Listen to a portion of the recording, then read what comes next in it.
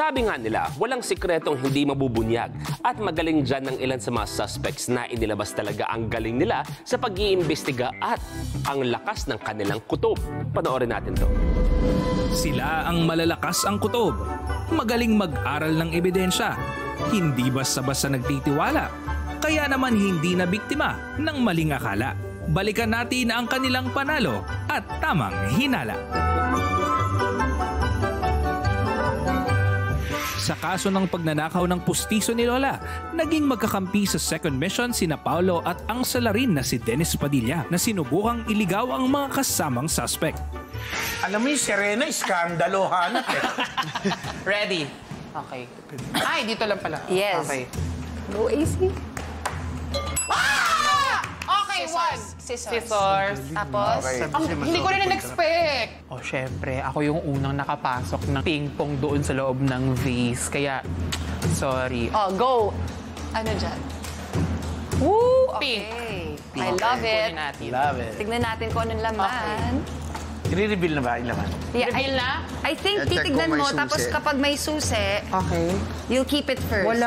Okay. Wala. Okay. Okay. So, try again. Your turn. Blow, blow, blow, blow. Yeah, come on. Ay! Okay, okay. Nag-bounce talaga. Maxine, maglala!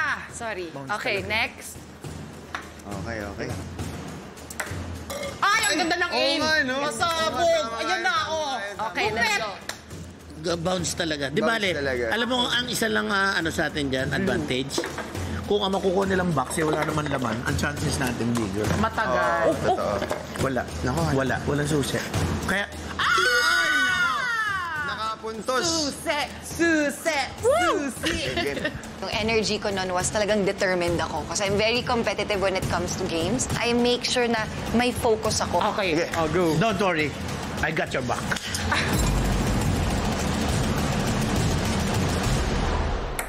Ay!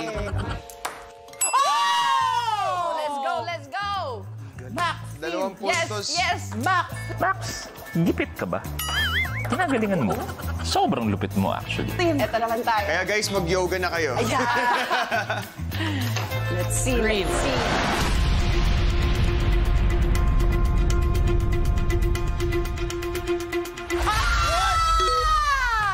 Ito na yan. I promise. Universe!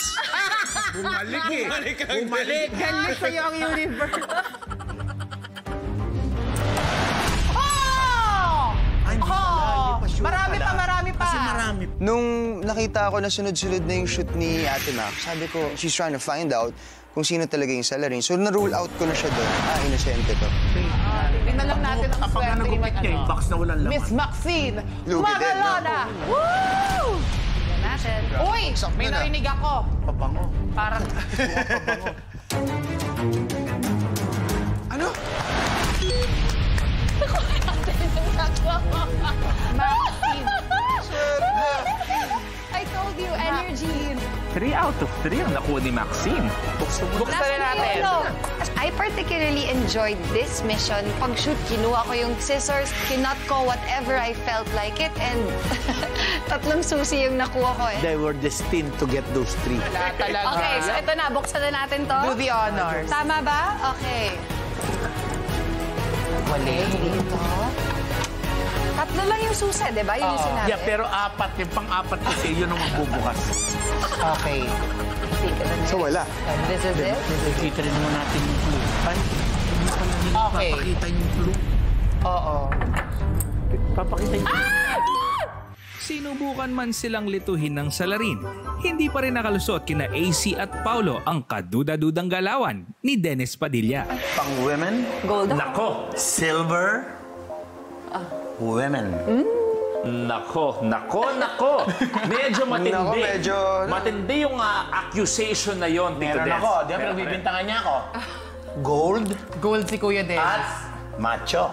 Baril. Eto, girl. Pero, bagay din sa mga anak ni Tito Dennis. Yung kwintas na to. Kaya special sa kanya. Kaya special sa kanya. Ang nasa isip ko na lang ay patotohanan na si Dennis Padilla talaga ang may sala. May mga nickname kayo ng mga bata. Oo naman. Oo naman. Sino namang wala? Yung sa bahay lang talaga. Yes. Sa akin, kuya. Pero child star ka, di ba, Kuya Dennis? Talaga? Yes. Ang tawag sa akin, kuya. Child star, so magaling kang umarte talaga, Kuya. Yes. Ayun. Kahit sa... Kahit nung elementary ako, kahit Mga dula-dulaan. Oo. Yung mga plays, lagi nga ako yung kinukuha na isa sa mga bida. It's either babae yung role ko o lalaki yung role ko. Galing. Galing din mag-change topic. Lulu suit. Paolo, inosente ka. Tito Dance, ikaw ang salarin. Nahuli ang salarin. Kaya naman ibig sabihin, si Paolo at si AC ang maghahati sa 20,000 pesos. Lahat nararamdaman ko talaga, he's stalling. Sabi ko, wala, nagsasayang ng oras. Ang galing ko lumutas. Siyempre, ang sarap sa feeling na parang justice is back in the Philippines. Kami lang. Naging masaya man ang takbo ng kanilang investigasyon. Naging seryoso naman sa kanilang mga kutob at obserbasyon sina Baron at Tuesday. Kaya naman hindi sila nalinlang ng young star na salarin na si Rob. Very good. Doon ka kung saan ka na gano'n, nagsimula. Kaya nga Huwag kang babago ng pwesto, men. Ay, eto to nagpapatagal. Tingin ko nagbabayo ng time to si Kuya na parang nakakapanghinala talaga. Nung nakita namin yung salamin, may imprint ng buka. Nakita ko kaagad pero hindi ko sinabi. Napansin ko, hindi nila na-notice, ang babae magaling ang attention to detail. August 16 daw, sabi nung informant na may haircut. Tapos nagpa-facial daw noong June 16. Buhok niya ay hindi bagong tasa. Tapos, dun base sa salamin, talagang may resemblance eh. May resemblance sa mukha nitong pinaghihinalaan ko. Chapo! Ang salarin. Si Rob ang salarin. Tatay-tahimik kang ngiti-ngiti, dimple-dimple. Tusukin ko kayang kabila para pantay. Noong lilin lang yan, yung mga tahimik, yan ang mga kadalasang may sala. Kahit alam mo na yung sagot, dapat yung tatlo, dideflect mo sila para ikaw lang nakakaalam. Kaya dinidirect ko yung attention nila kay Baron for the wrinkles. So I already know it's Rob. And plus, when I saw the first two na evidence, medyo antsy siya. Wala siyang eye contact, iba-iba niya din yung mga ane. Rob, ikaw ang salarin, ikaw ang may nail cutter. Ibig sabihin, si Baron at si Tuesday may tig 10,000 pesos. They have huge amounts of social intelligence. Yung mga life experiences, they develop a third sense detector kung sino mang sinungali or sino pagpapakatotoo. Ang sunod na salarin, naging very careful naman sa kanyang mga galawan. Dito ka na muna, Pepe, sa akin. Tapos bigay mo yung box kay Sweet. Eh, paano si Shania? Di siya makakatawid. Ibabalik na lang pag nakuha na yung box. Oh. Wait lang. Wait. Wait lang. Wait. Akin na. Oo nga. Sige, tama yun. Dito ka muna. Akin na yung isang box. Yung sa'yo. Teka. Forward motion na yan. Akin na. Okay. Yun. Doon, mahirap ang huli kasi nakita ko sa laro na yon lahat todo bigay sa paglalaro.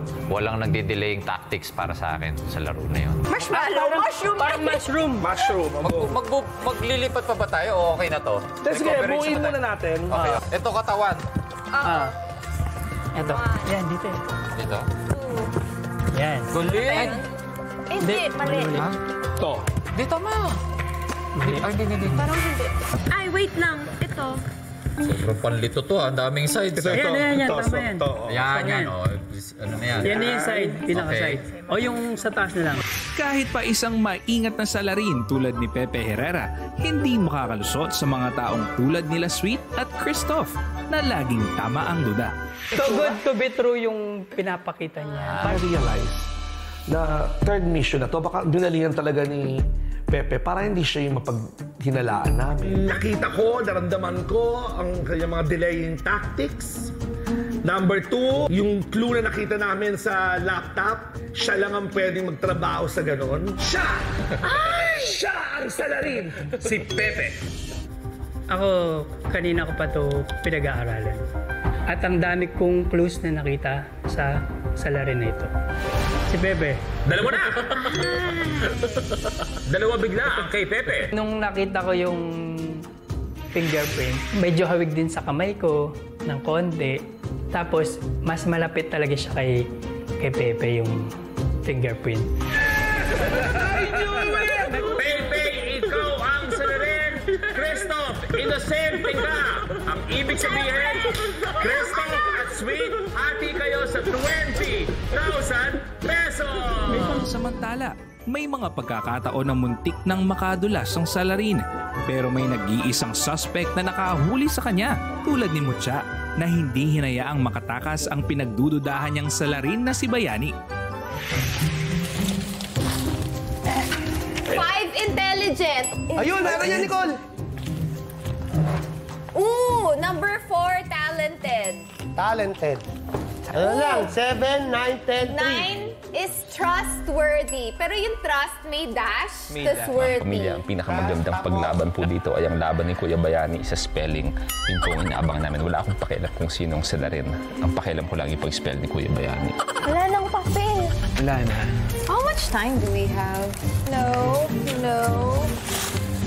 How about yung pink paper, ganon, mga art paper? Tapos si Mutya, parang very careful lang siya, pero hindi siya yung exactly yung nagmamadali. So I was like, maybe.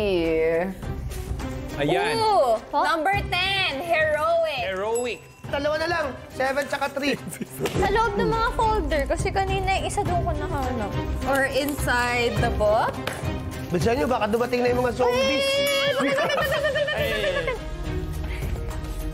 Oh, 3 is small. 3 small. Ano na lang? 7 na lang.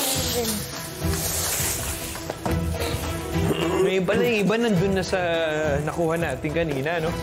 Yung number 3 na sinabi ni Nicole kanina, small. Pero nilagay ni Kuya Bayani doon, math. Nilagay ni Kuya Bayani, math. Nagkamali kaya ng rinig si Kuya Bayani o sinasadya niya? Hindi ko alam. Magre-recheck lang kami dito. Magre-recheck kami. Kinakailangan talaga dedicated ka sa task na binigay sa'yo for you to solve it. Isa na lang. Isa na lang, 7. Isa na lang. Wala nang papel. As in, Ayan. Pero baka... Small. Literally small. Tapos na rin to. Tapos na yan. Tapos na yan. Wala bang small? Wala pang small. Meron. Wala. Wala pa. Ha? Wala Sinabi pa. ko na kanina. Small? Small. Number 3. Bakit math? Sabi mo number 3, math. 3 small. Kuya Yani, bakit po sa lahat ng mission natin ginawa, lagi mong pinapadelay? Una, minali mo yung sulat ng math. Saan galing yung math? Sabotage na. 3 is small. 3 small. Pangalawa, hindi ka po masyado nag-shoot. Samantalang sabi mo sports mo ay basketball. Go kay Yani! Ako ang bahala sa'yo. Basta steady ka lang dyan. Super nagbabuy time simula kanina. Lalo din pag tinatanong siya, tatry niya hindi sagutin yan, tapos ibahin niya yung topic. Kuya Bayani, ikaw.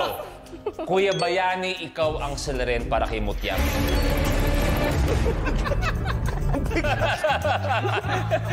Pwede naman maliit lang naman. Kuya Bayani, ikaw ang salarin sa kaso natin. Nakakuha ng tamang sagot ay si Mutya at siya ang may 20,000 pesos. Sobrang saya ko kasi nagtagumpay ako. Tama yung mga hinala ko, yung mga pag-o-observe ko. Ang galing ni Mutya, ah! Nalaman pa rin ni Mutya eh. Kasi si Mutya, parang may third eye. Last but not the least, ang isa pang tanging nakahalata sa diskarte ng salarin sa kanilang grupo. Ang veteranang aktres at acting coach na si Ruby Ruby, hindi siya nagpadala sa pagpapanggap ng salarin na si Matt Evans. Parang ito yung kakampi ko eh. Hindi yung parang kakampi ko. Ang isaw ng baboy malakas sa uric acid. Matanda na siya. May gout. My God! Tama! Parang magkasundo kami. Even yung Kasi pareho kami taga Quezon City. Lagi siyang kakampi sa akin. Kaya nagtataka ko bakit ganun. Sinasabi mo na baka hindi siya nagsasabi ng totoo? Parang ganun ba? Maaari eh. Ikaw! Takas nun ah. Di ba, mind game to? Diba, kailangan gamitin ng brain. Lagi niya akong kinakampihan eh. Lagi siyang parang, alam mo yon, parang wala masyadong weight. Walang weight yung mga sinasabi, ganon. Na parang hindi mo tatanda, ano to, kalaban to, ganyan. So parang nag-isip ako na parang, ina-acting niya to. Alam ko yan, no? Okay. Mami Ruby, kaya po ay inosente at may 20,000 pesos! Ang galing! Ikaw lang ang nakapili kay Matt bilang salarin. Di ba, ang lakas ng ano mo, no? Quezon City ako! Quezon City tayo! Di parang, extra sa kanya yung ano. Pero pwede kasing sinasabi niya lang yun, pero taga Bulacan siya eh. I-deceive niya. Di ba? Tapos may isa pang ano yung, sabi mo dun sa may ano, sabi niya, sulat ng babae. Agad niya. Siya nag-react. Sulat ng babae, hindi ganyan yung sulat. Nilagay niya kagad doon. Okay. Congratulations ulit sa mga malulupit na suspect na hindi nalusutan ng salarin. Pinatunayan nyo na may mga pagkakataon talaga na hindi masamang magduda. Lalo na kung may ebidensya. Panalo ka talaga kung mapapatunayan mo ang iyong tamang hinala. Wala talagang nakalampas sa mga mata ng mga magagaling na inosente, kaya naman nanalo sila ng 20,000 pesos. At nahuli din ang salarin. Sino naman kaya ang susunod na mahuhuli? Abangan sa pagbabalik ng Tamang Hinala.